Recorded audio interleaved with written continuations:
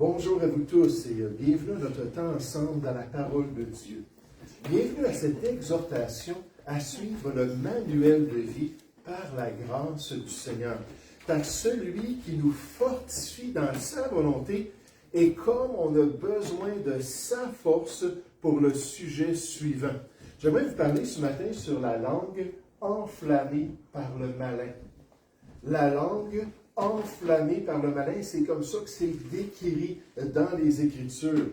On se souvient tous de cette occasion où l'apôtre Pierre a dit à Jésus, « À Dieu ne plaise, Seigneur, cela ne t'arrivera pas. » En parlant de sa mort sur la croix pour le salut des hommes, puis Pierre s'est levé et a dit, « À Dieu ne plaise, cela ne t'arrivera pas. Tu n'iras pas mourir. Tu ne seras pas l'agneau de Dieu qui va ôter le péché des hommes. » Puis il a dit ça à Jésus, il dit, on n'est pas d'accord avec cette perspective-là de ce que tu t'en viens faire ici-bas. Puis comment Jésus lui a répondu, puis c'est tellement révélateur, il a dit, arrière de moi, Satan. Arrière de moi, Satan. Tu mets en scandale, car tes pensées ne sont pas les pensées de Dieu, mais celles des hommes. Pierre, tu es influencé par le malin dans ce que tu es en train de dire. Tu es poussé par l'ennemi de Dieu. Satan, ça veut dire l'adversaire. Le mot satanos, dans le grec, ça veut dire un adversaire. Quelqu'un qui se lève contre nous. Et que tu es en train d'être motivé puis enflammé par l'ennemi de Dieu dans tes paroles, puis tu mets en scandale. Non, Jésus n'était pas du tout d'accord, puis il n'était pas du tout heureux que Pierre puisse parler comme ça. De même, on se rappelle de ce que Ananias et Saphira ont menti concernant un don financier qu'ils faisaient à l'église de Jérusalem. Et que Pierre leur dit, Ananias, pourquoi Satan a-t-il rempli ton cœur? Au point que tu mentes au Saint-Esprit. Puis on sait que c'est de l'abondance du cœur que la bouche parle, la Bible nous dit. Donc, c'est évident que Ananias et Saphira avaient été affectés dans leur cœur et ça avait sorti dans leurs paroles et que tu as retenu une partie du péri du chant. Puis je pensais à ça en tant que chrétien. Là, le Seigneur m'a ramené un passage des Écritures qui nous met tous en garde. La Bible nous dit de ne pas donner accès au diable. Ne pas donner accès au diable, ne pas lui permettre de nous utiliser pour faire ce qui est mal, le grand tentateur. Puis certainement qu'on peut le faire. On peut donner accès au malin en lui permettant d'enflammer notre langue, on va voir ça dans un passage biblique, pour faire ce qui est mal aux yeux de Dieu, avec une influence néfaste à travers nos paroles. Quand je pense à ça, je pense au couple, n'est-ce pas? Je pense aux paroles des fois qu'on se dit un conjoint à l'autre, ou je pense dans la famille ou dans nos relations personnelles, notre langue qui, au lieu de faire la volonté de Dieu, au lieu d'être sanctifiée dans les voies du Seigneur, devient un outil du malin. Ce matin, c'est une exhortation à veiller là-dessus, à veiller à ce que notre langue ne soit pas enflammée par le diable, enflammée par le malin. Tournons dans Jacques chapitre 3, s'il vous plaît. Jacques chapitre 3, le passage le plus complet du Nouveau Testament sur la question de la langue et surtout sur tout le potentiel de faire ce qui est bien avec notre langue ou de faire ce qui est très mal avec notre langue alors qu'on devient enflammé, passionné pour quelque chose qui n'est pas la volonté de Dieu. Je me souviens d'un chrétien, c'est juste une idée qui me revient à l'esprit, qui nous avait visité, qu'on était dans un ministère à Saint-Hyacinthe. Puis ce chrétien-là nous avait dit qu'il avait assisté dans une église pentecôtiste. C'est la première fois qu'il allait dans une église pentecôtiste, puis il n'avait jamais vu ce qu'on appelle le temps de révélation. Puis pendant qu'il était là-bas, alors qu'il assistait à la réunion, il y a eu ce temps de révélation. Là, il y a quelqu'un qui s'est levé et dit, je viens d'avoir une révélation de Dieu. Là, il s'est tourné vers ce chrétien-là, son épouse, qui avait été mariée depuis 40 ans, qui étaient heureux ensemble, qui savaient que c'était la volonté de Dieu. Il s'est tourné vers eux, puis il a dit, vous devez vous divorcer, ainsi parle le Seigneur. Vous devez mettre fin à votre relation. Ça doit terminer aujourd'hui. Le couple se sont regardés. Puis lui, qui connaissait bien la Bible, s'est souvenu de Marc 19, que l'homme donc ne sépare point ce que Dieu a joint. Ça, c'est l'idéal nécessairement. Mais là, il savait que ce n'était pas vrai. Mais qu'est-ce qui a motivé cette personne-là? Qu'est-ce qui a mis à cœur ce chrétien-là de proclamer le contraire de la volonté de Dieu, le contraire de la révélation du Seigneur? C'est certainement pas l'Esprit de Dieu. Souvent, dans ces temps-là d'expérience, ces temps-là de révélation, ces temps-là de paroles qui nous sont données par le Seigneur, supposément, souvent, c'est là qu'on va ouvrir notre Bible et aller voir, est-ce que ça vient du bon esprit? Jésus a dit à ses disciples, vous le savez, de quel esprit vous êtes animés? Et là, c'est ça qu'on veut voir ce matin. Est-ce qu'on est animé par le bon esprit pour accomplir la volonté de Dieu? Jacques chapitre 3 au verset 1. Jacques chapitre 3 verset 1, ça dit, mes frères, qu'il n'y ait pas parmi vous un grand nombre de personnes qui se mettent à enseigner. On va lire tout le passage, puis je reviens, on va le décortiquer ensemble. Car vous savez que nous serons jugés plus sévèrement. Nous bronchons tous de plusieurs manières. Si quelqu'un ne bronche point en parole, c'est un homme parfait, capable de tenir tout son corps en bride. Si nous mettons le mors dans la bouche des chevaux pour qu'ils nous obéissent, ma fille entraîne les chevaux de compétition, je vais dire le mors, c'est très stratégique. Quand tu galopes avec un cheval comme ça, puis dans une compétition, il faut vraiment bien le contrôler. Verset 3, si nous mettons le mors dans la bouche des chevaux pour qu'ils nous obéissent, nous dirigeons ainsi leur corps tout entier. Et voici même les navires qui sont si grands et que poussent des vents impétueux, sont dirigés par un petit gouvernail au gré du pilote. De même, la langue est un petit membre. Elle se vante de grandes choses. Voyez comme un petit feu peut embraser une grande forêt. La langue aussi est un feu. C'est le monde de l'iniquité. On va comprendre qu'est-ce que ça veut dire, ces expressions-là. La langue est placée parmi nos membres, souillant tout le corps et enflammant le cours de la vie, étant elle-même enflammée par la géhenne. Toutes les espèces de bêtes, d'oiseaux, de reptiles et d'animaux marins sont domptés et ont été domptés par l'homme. Mais la langue, aucun homme ne peut la dompter. C'est un mal qu'on ne peut réprimer. Elle est pleine d'un venin mortel. Par elle, nous bénissons le Seigneur notre Père et par elle, nous maudissons les hommes faits à l'image de Dieu. De la même bouche sortent la bénédiction et la malédiction. Il ne faut pas, mes frères, qu'il en soit ainsi. La source fait-elle jaillir par la même ouverture l'eau douce et l'eau amère? Un figuier, mes frères, peut-il produire des olives ou une vigne des figues? De l'eau salée ne peut pas non plus produire de l'eau douce. Là, j'aime tellement les versets qui suivent, alors qu'on nous rappelle, comme résumé, le potentiel du bien ou le potentiel du mal qui sort de notre bouche. Verset 13. Lequel d'entre vous est sage et intelligent? On parle de la langue ici. Qu'il montre ses œuvres par une bonne conduite, avec la douceur de la sagesse, comme c'est beau. Une bonne conduite, avec la douceur de la sagesse. Mais si vous avez dans votre cœur un zèle amer et un esprit de dispute, ne vous glorifiez pas et ne mentez pas contre la vérité. Cette sagesse n'est point celle qui vient d'en haut, mais elle est terrestre, charnelle, diabolique. Car là où il y a un zèle amer et un esprit de dispute, il y a du désordre et toutes sortes de mauvaises actions, incluant dans nos paroles, incluant dans ce qui sort de nos lèvres, n'est-ce pas? Verset 17. La sagesse d'en haut est premièrement pure, ensuite pacifique, modérée, conciliante, pleine de miséricorde et de bons fruits, exempt de duplicité, d'hypocrisie. Et le fruit de la justice est semé dans la paix par ceux qui recherchent la paix.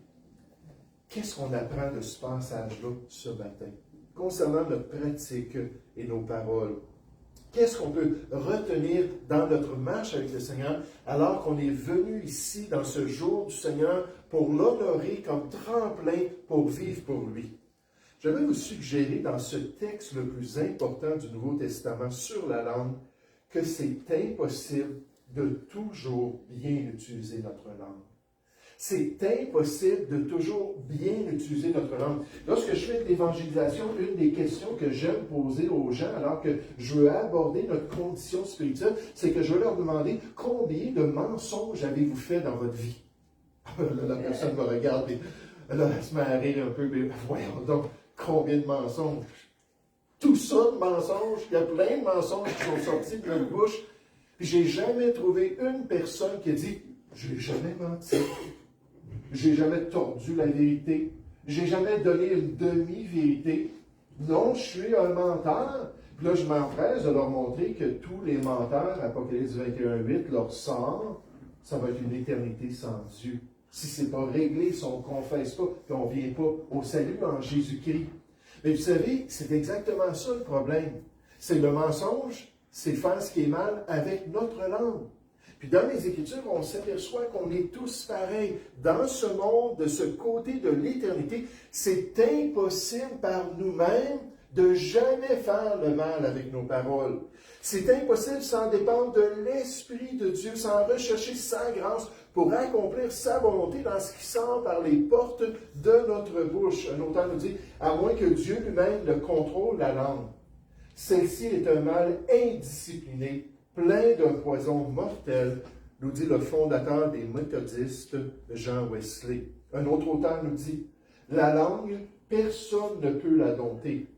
Personne, mais Dieu le peut. Lui seul peut dompter ce membre rebelle lorsque le cœur est d'abord conquis par sa grâce.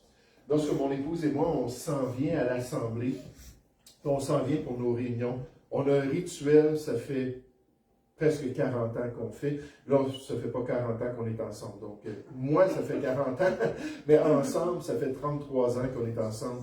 Il y a un rituel, toujours avant d'arriver à l'église. Seigneur, permets-nous d'être irréprochables.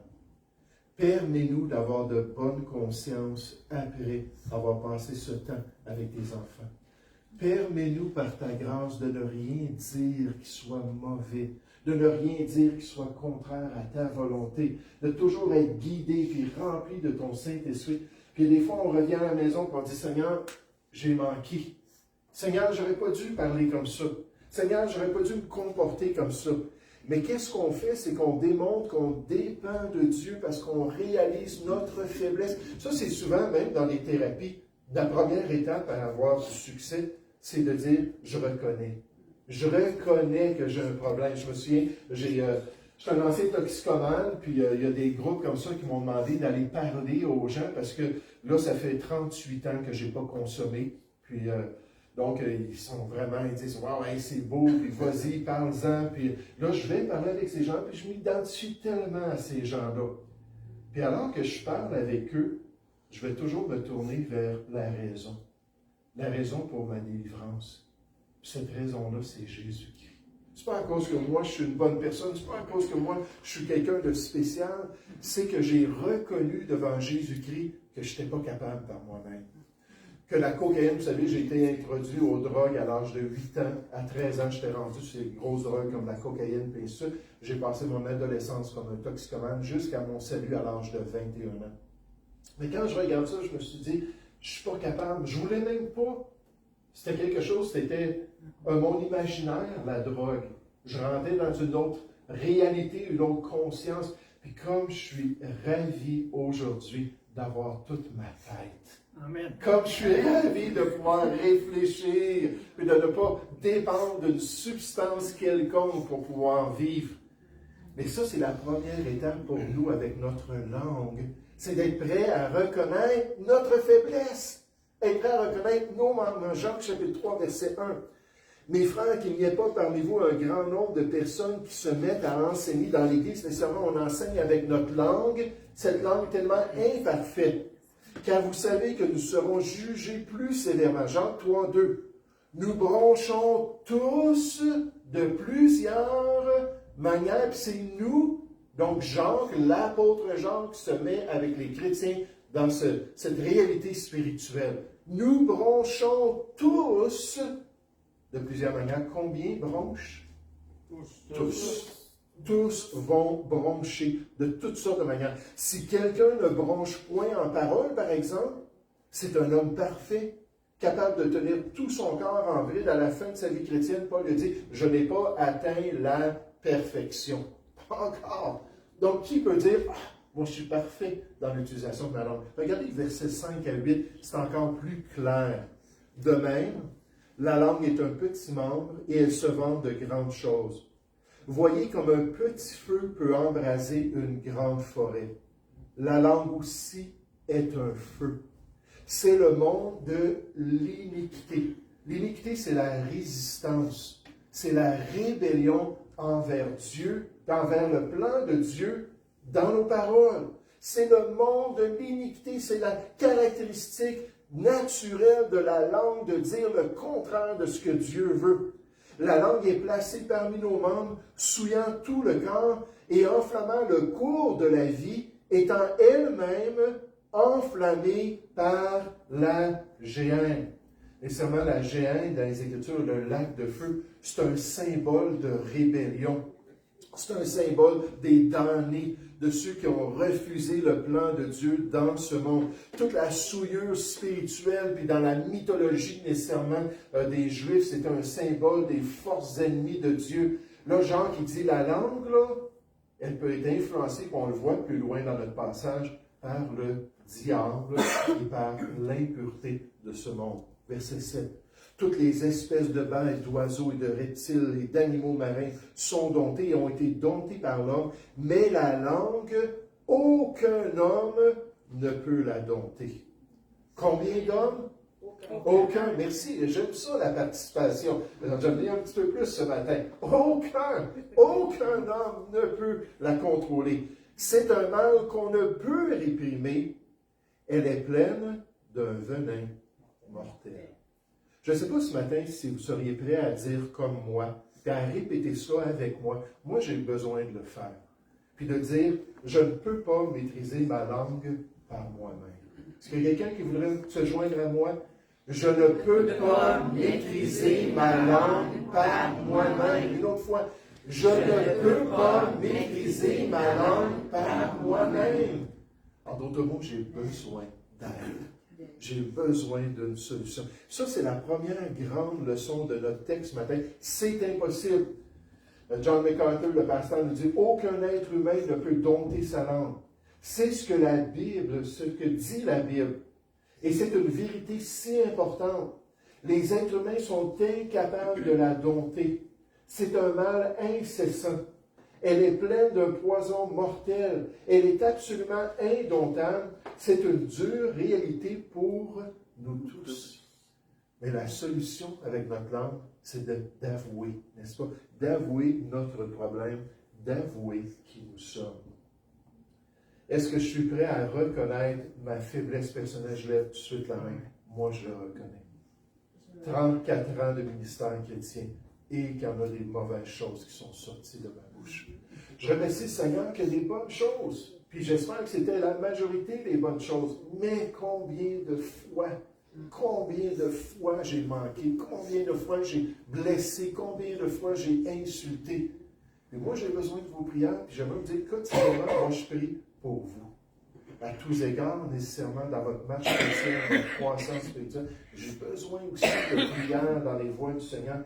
Est-ce que je suis en mesure de reconnaître l'utilisation malsaine de mes paroles devant Dieu et aussi devant autrui?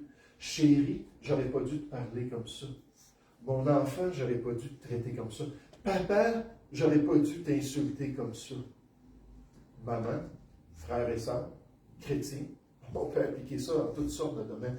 Est-ce que je suis prêt à le dire? Hey, il n'y a pas de façade là ce matin. On n'est pas ici là, pour être des gens spirituels de l'élite de Dieu. Non, on est là et on reconnaît Jean qui dit « Nous bronchons tous de toutes sortes de manières. » Jésus dit que même quand l'esprit est bien disposé, la chair demeure faible. On a cette tendance à faire ce qui est contraire à la volonté de Dieu. Mais comprenez aussi ce matin dans notre passage que nous ne sommes pas seuls dans la gestion de notre langue. Nous ne sommes pas seuls dans la gestion de notre langue. Gloire à Dieu, sa grâce est toute suffisante pour bien utiliser notre langue. Sa force est disponible pour tous les chrétiens. Son esprit est agissant dans nos membres et dans nos paroles. Et c'est pour ça que la Bible peut nous commander clairement qu'il ne sorte de votre bouche aucune parole mauvaise. Tolérance zéro pour des mauvaises paroles. Comment est-ce que Dieu pourrait nous commander cela? Comment est-ce que Dieu pourrait nous demander cela? Si ce n'était pas possible, on nous dit c'est toujours un dicton dans le ministère chrétien, ce que Dieu commande, il le permet. Ce que Dieu nous demande, il va nous actualiser. Il va nous donner son soutien. Il va nous permettre d'accomplir son plan. Son esprit va agir à travers nous pour qu'il ne sorte de notre bouche aucune parole mauvaise. Mais s'il y a lieu, quelques bonnes paroles qui servent à l'édification et communiquent une grâce à ceux qui l'entendent. Je vais à l'Église, mon objectif, c'est d'être gracieux. Mon objectif, c'est d'être édifiant. Mon objectif, c'est d'être un serviteur de Dieu. Et là, les gens là, vont venir, on va avoir de la communion fraternelle, ils vont repartir à la maison, on va dire, hey, ça a fait du bien d'aller dans l'Église de Dieu. Ça a fait du bien d'être avec des gens qui sont positifs dans le Seigneur, nécessairement, parce que, vous savez, il y a une fausse positivité. Il y a des éternels optimistes qui sont basés sur de la vanité. Mais dans le Seigneur, alors qu'on s'exhorte bibliquement, puis qu'on veut marcher dans les voies de Dieu, le potentiel est là. Paul a bien dit, je puis tout, incluant l'utilisation de ma langue. Je puis tout par celui qui me fortifie et qui me permet d'accomplir la volonté de Dieu. La grâce de Dieu est plus forte que les passions humaines. Celui qui marche selon l'Esprit trouvera ses paroles imprégnées de grâce, reflétant l'amour de Christ alors qu'il dépend de lui, pasteur Wisby, car le cœur est rempli de la grâce de Dieu. La bouche prononce des paroles imprégnées de grâce. Le Saint-Esprit nous donne la force de proclamer la vie, la vérité et l'amour, des paroles qui édifient et ne détruisent pas. Là, on ne partira pas de l'assemblée toute démoralisée. On ne partira pas avec la larme aux yeux parce que quelqu'un nous a insultés. On va partir pour une nouvelle semaine, encouragé, fortifié, encore plus prêt à faire ce qui est bien pour accomplir la volonté de Dieu. Regardez comment est-ce qu'on a ce potentiel de cette espérance-là dans la grâce de Dieu dans Jacques chapitre 3 au verset 9. Dans notre texte ce matin, on nous dit au verset 9, « Par elle, nous bénissons le Seigneur notre Père, et par elle, nous maudissons les hommes faits à l'image de Dieu. De la même bouche sortent la bénédiction et la malédiction. Remarquez, il ne faut pas, mes frères, qu'il en soit ainsi. » Encore une fois, pourquoi est-ce que Dieu nous dit ça quand il nous dit c'est impossible? Oui, c'est impossible en nous-mêmes. Il ne faut pas, mes frères, qu'il en soit ainsi. Tout le potentiel est en Jésus.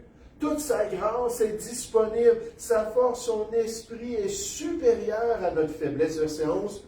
La source fait-elle jaillir par la même ouverture l'eau douce et l'eau amère? Verset 12, après l'ordre de la création. Un figuier, mes frères, peut-il produire des olives et une vigne des figues? De l'eau salée ne peut pas non plus produire de l'eau douce naturellement. Lequel d'entre vous est sage et intelligent? Lequel peut comprendre ces choses concernant l'œuvre de Dieu? Qu'il montre ses œuvres par une bonne conduite, une bonne utilisation de notre langue avec la douceur de la sagesse. Donc, la solution de Dieu ce matin, c'est très facile concernant l'utilisation de notre langue. C'est premièrement reconnaître. Reconnaître notre faiblesse. Reconnaître qui nous sommes. On ne veut pas être des hypocrites, on ne veut pas être des acteurs spirituels, des comédiens dans l'Église de Jésus-Christ. Reconnaître notre incapacité pour ensuite nous tourner vers celui qui va nous donner sa grâce et celui qui va nous permettre d'aller de l'avant dans les voies de Dieu. J'aimerais pas qu'on manque ici ce qu'on nous dit dans les versets suivants. Alors que l'aide du Seigneur est là pour notre conduite de tous les jours. Notre conduite de tous les jours dans nos paroles, notre conduite de tous les jours dans notre vie chrétienne, dans notre manière qu'on se traite, nos attitudes. Vous savez, ça c'est quelque chose que j'ai remarqué après avoir été sauvé. c'est que j'étais au milieu d'églises, puis j'ai été dans plusieurs églises à travers les années, avec des gens qui avaient de bonnes attitudes. Pour la plupart, pourquoi est-ce que ça m'a frappé? C'est que moi, quand j'ai connu le Seigneur à l'âge de 21 ans, je venais d'un arrière-plan avec un père que je respecte en disant ça, mais un père qui était toujours de mauvaise humeur. Dans les livres des Proverbes, on dit que la mauvaise humeur d'une personne, c'est comme une pierre. On a une chaîne, on a une grosse pierre dans notre relation, puis là, on tire ça. Puis là, on a notre vie, nos responsabilités, nos problèmes, nos faiblesses, mais on a la pierre de notre relation avec notre prochain. Que ça peut être vos parents, que ça peut être votre conjoint, peu importe. Puis là, les gens qui m'ont influencé, les Lavoie qui m'ont influencé à connaître le Seigneur, ils avaient une boulangerie puis un magasin de produits naturels. Ils étaient un couple avec leurs 6 enfants. Puis je rentre là, puis tout le monde souriait. Puis tous les adolescents, là, j'avais jamais vu ça. Là. Moi, en tant qu'adolescent, j'étais le pire de tous. Là, tout le monde, ça souriait, tout le monde avait une bonne attitude. J'ai dit, c'est quoi ça? Venant d'une famille détruite, parents divorcés, toujours, toutes les 22 ans qu'ils ont été ensemble, puis les quelques années que j'étais avec eux pendant ces années-là, ça se criait après, ça, tout le temps en train de s'insulter, puis s'humilier mutuellement, s'avélir, puis c'était terrible la relation de mes parents. Puis là, moi, je voyais comment j'étais, j'étais dur, je me moquais des gens, je trouvais les problèmes que les personnes avaient, puis je les faisais ressortir devant tout le monde pour dire « Regarde donc ça, là, cette personne-là. » J'étais tellement là, mesquin. Puis là, je vois cette famille-là, ben ça, j'accepte le Seigneur, puis je m'en vais dans l'Église chrétienne. Puis pour la plupart, je m'aperçois que les gens ont une bonne attitude, un bel esprit. Mais on veut faire partie de ceux qui sont sages dans le Seigneur. On veut puiser dans les ressources des cieux. On veut se détourner de ce qui est mal dans l'utilisation de notre langue, mais aussi dans notre conduite en général pour suivre le plan de Dieu dans notre vie chrétienne. Et c'est ça, à partir du verset 13, qu'on est en train d'expliquer concernant notre relation avec le Seigneur ou notre relation avec les ennemis de Dieu. On va en voir 3 rapidement là, ce matin. Merci pour votre patience. Vous avez été bien patient. Vous allez voir là, comment est-ce qu'on fait le contraste. L'auteur nous dit, comprenons qu'il y a 2 possibilités. Soit la sagesse d'en haut, qui se reconnaît à ses fruits, ses manifestations, puisqu'elle est pure, paisible, douce et pleine de miséricorde, ou soit la sagesse terrestre, qui engendre inévitablement l'envie, les conflits et le désordre. Vous savez, ça fait 14 ans que je suis pasteur ici à l'Assemblée, et malheureusement, j'ai vu le fléau de la langue. Des fois, c'était moi le problème, d'autres fois, c'était d'autres mondes. Puis on a eu des divisions dans l'Assemblée, des gens qui ont parti, puis ainsi de suite. Mais bien souvent, c'était à cause des attaques personnelles, c'était à cause des calomnies les uns contre les autres. Là, on venait qu'à convaincre les gens que le bon berger, c'est la pire église en ville. Là, les gens réagissaient puis s'en allaient. Là, j'étais tellement triste. Surtout quand les gens ne me donnent pas l'opportunité de m'expliquer, de comprendre c'est quoi les tensions qu'ils vivent, de comprendre comment ils sont déçus de moi ou déçus des gens de l'Assemblée, et de parler ensemble, de discuter. Non, c'est bang, tchou, c'est parti, appelle-moi pas. Il y a quelqu'un cette semaine qui a dit, j'aimerais bien appeler, puis là, je nommerai pas la personne, vous la connaissez tous, pour juste voir comment ça va. Là, j'ai dit, mais écoute, toi, si tu veux le faire, fais-le, mais moi, quand elle me contactait, elle dit, je ne veux pas aucun effort pour me contacter et me parler. Je me disais, donc, on ne peut rien régler si on ne peut pas parler avec la personne.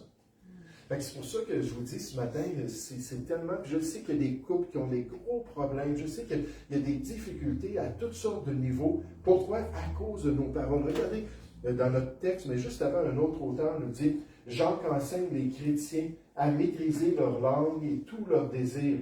Pour ce faire, ils exhortent ses lecteurs à faire preuve de sagesse céleste plutôt que de sagesse terrestre. La sagesse terrestre engendre l'envie et l'ambition égoïste. La sagesse céleste produit des artisans de paix miséricordieux et attentionnés les uns envers les autres. C'est ça qu'on veut ici, Seigneur. C'est ça qu'on veut dans nos familles, c'est ça qu'on veut dans nos relations, qu'il y ait cette bénédiction-là. Jean chapitre 3, verset 13, on nous dit, lequel d'entre vous, donc c'est pas tout le monde, c'est pas tous les chrétiens, mais lequel d'entre vous est sage et intelligent, qui comprend, qui discerne, qu'il montre ses œuvres par une bonne conduite, avec la douceur de la sagesse, la douceur que la sagesse de Dieu produit dans notre vie. Mais si vous avez dans votre cœur remarqué un zèle amer, et un esprit de dispute qui va ressortir dans les paroles, ne vous glorifiez pas et ne mentez pas contre la vérité. Cette sagesse n'est point celle qui vient d'en haut, mais elle est terrestre, charnelle, diabolique. Ah! Les trois ennemis du chrétien. Hein, le monde, la chair et le diable. Puis là, il y a des gens qui se laissent influencer par ces vérités, par ces concepts, par ces philosophies-là qui viennent de l'ennemi. Elle est terrestre, charnelle, diabolique. Car là, il y a un zèle amer et un esprit de dispute. Il y a du désordre et toutes sortes de mauvaises actions. La sagesse d'en haut est premièrement pure, ensuite pacifique, modérée, conciliante. Elle bâtit des ponts pleines de miséricorde et de bons fruits, exempts de duplicité, d'hypocrisie. Elle est sincère, elle est transparente. Le fruit de la justice est semé dans la paix par ceux qui recherchent la paix. La vraie sagesse ne se mesure pas dans des diplômes, mais par des actes. Il ne s'agit pas d'acquérir la vérité par des conférences, mais de l'appliquer avec amour. Là où règne la sagesse divine, règne l'humilité, la paix, la miséricorde et de bons fruits. Et encore une fois, on nous dit qu'il ne sorte de votre bouche. Ça, c'est l'idéal. Ça, c'est le standard parfait, n'est-ce pas? Qu'il ne sorte de votre bouche aucune parole mauvaise. C'est vraiment possible si on reconnaît notre faiblesse. C'est possible si on a une relation quotidienne avec le Seigneur, qu'on bénéficie de son aide, de sa force pour parler convenablement. Si on va chercher cette sagesse qui vient d'en haut, qui ne développera pas les mauvaises attitudes, qui ne nous amènera pas à faire ce qui est mal aux yeux de Dieu. Et à ce moment-là, on va pouvoir dire des choses qui sont bonnes et des choses qui sont édifiantes pour autrui. Oh, que Dieu nous permette de le faire dans notre marche quotidienne. Cette semaine, veillons sur nos langues et bénissons les autres parce qu'ils sortent de notre bouche. Nous allons prier ensemble. Père Céleste, je veux te louer, je veux te remercier pour ce beau passage des Écritures. Seigneur, je veux te remercier pour cette œuvre que tu fais dans notre vie, alors que tu nous sanctifies de plus en plus, alors que tu nous permets de comprendre de plus en plus ta volonté. Et Père Céleste, je veux te demander que tu puisses bénir les couples dans notre assemblée. Seigneur, c'est pas facile d'être en couple. C'est pas facile d'avoir une proximité si intime et de voir tous les problèmes mutuels. Seigneur, je te prie que tu puisses bénir les familles, les parents envers leurs enfants, les enfants envers leurs parents. Que tu puisses bénir, Père Céleste, les chrétiens, les célibataires, Père, mais aussi tous, alors qu'on se côtoie semaine après semaine, alors qu'on cherche à grandir, alors qu'on veut marcher de même pas, alors qu'on veut conserver l'unité de l'esprit par le lien de la paix, et que, Père Céleste, tu puisses te manifester à travers nous. Merci pour ton amour, et merci pour ton aide, et merci pour cette perfection que tu nous promets pour la gloire. Et Seigneur, un jour, il n'y aura plus jamais rien qui va sortir de notre bouche qui sera contraire à ta volonté. Oh, quelle espérance nous avons au nom du Seigneur Jésus. Amen. Amen. Je vais vous demander de vous lever, s'il vous plaît. Nous allons terminer avec